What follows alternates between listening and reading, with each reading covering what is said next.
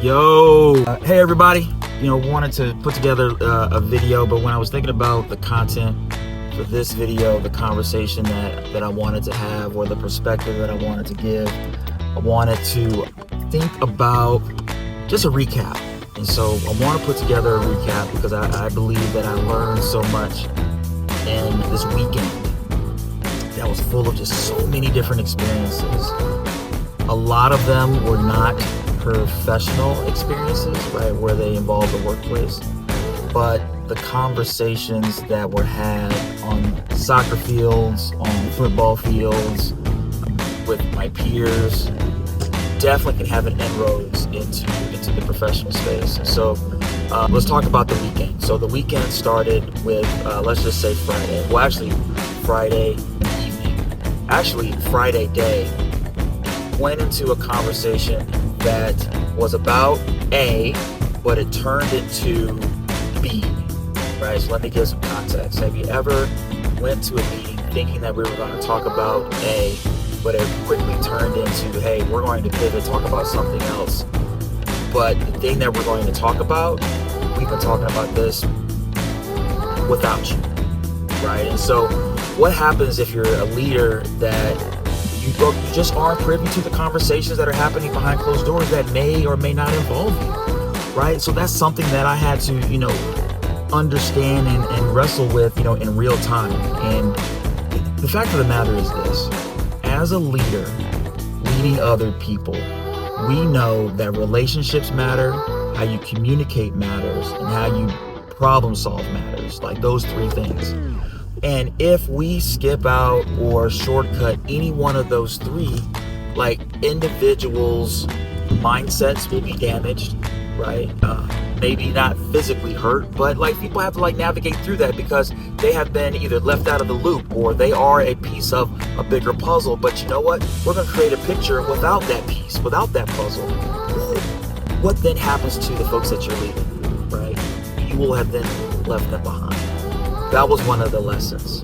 The second lesson was needing to navigate and problem solve in real time because there are external factors that are at play. For example, a massive storm came through St. Louis last Friday, and as the storm came through, very quickly the region found out that, hey, there are some cells within this storm that have tornado-like tendencies.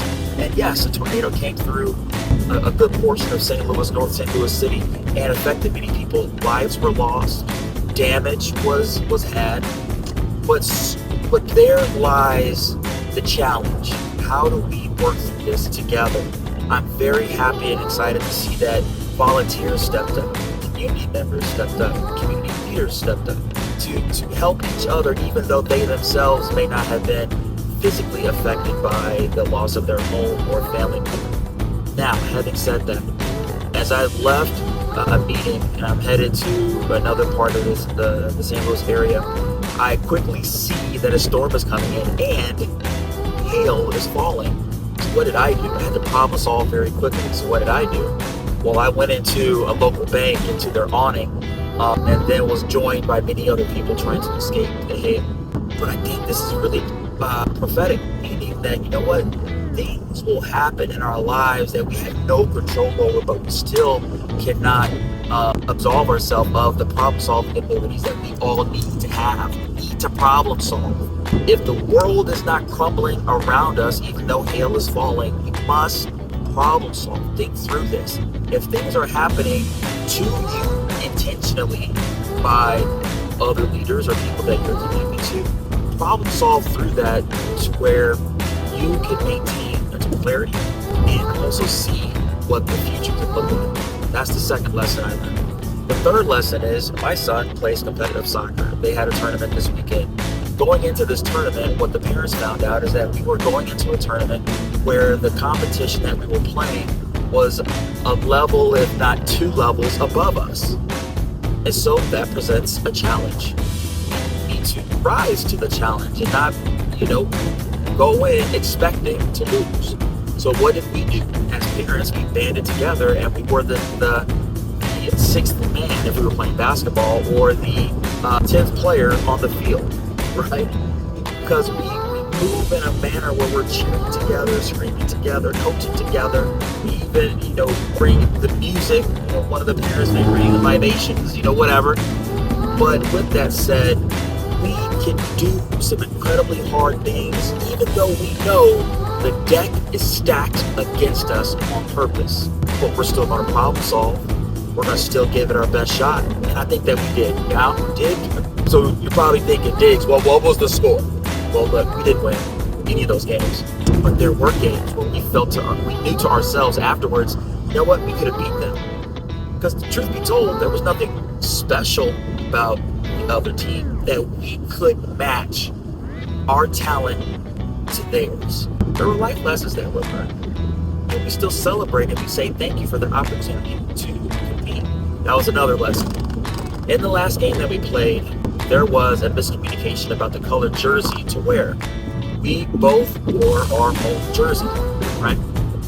And so we needed to problem solve. So some parents gathered together. We started thinking like, hey, what if we go grab some pennies? Do we have enough pennies to give all of our kids? That was the first thought. The second thought, which is something that we tell the kids to do, which is to have all their jerseys with them. Unfortunately, not all of them did. So then what did we do? The lesson in this is, one, be prepared, and then two, it's okay to pivot. Shout out to the coach of the team that we played. They decided to flip their jersey to wear their away jersey while we still wore our white one.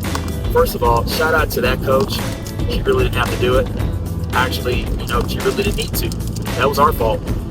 But having grace and gratitude goes a long way, even in the spirit of competition and battle. That's another lesson. A lesson that I learned towards the tail end of the weekend is that my youngest son, he plays flag football. And so this was their last game.